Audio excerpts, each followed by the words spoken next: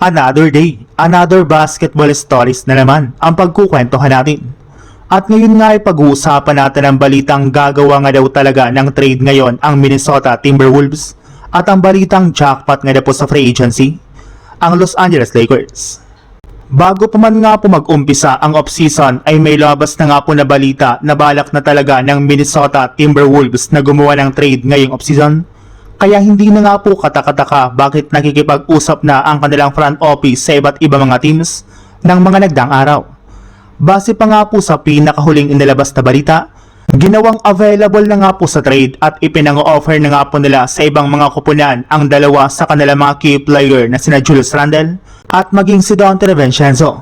Sa parte nga po ni DiVincenzo, dahil nga po sa pagtatamo nito ng Achilles injury ay inaasahan nga po na hindi siya makakapaglaro next season.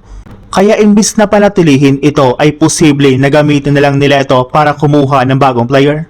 Habang pagdating naman kay Julius Randle, balak na nga po ng Wolves na kumuha ng kapalit nito bilang katandem ni Anthony Edwards.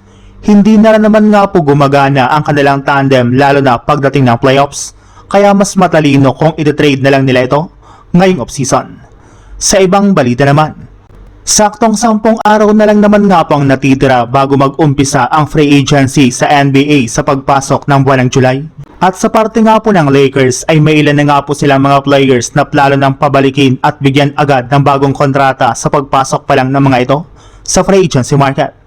Pero kung may magbabalik nga po sa kanilang lineup, ay meron na rin naman nga po sila mga players na tuloy na agad umalis dito na inumpisahan na ni Maxi Kleber na isa ng ganap na unrestricted free agent sa pagtatapos ng kanyang kontrata.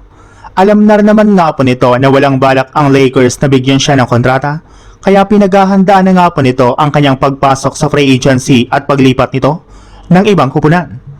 Bukod rin nga po sa kanya, kabilang rin naman nga po sa mga hindi babalik pa sa kanilang lineup ay si Nick Smith Jr. na tapos na rin ang kontrata sa kanilang team.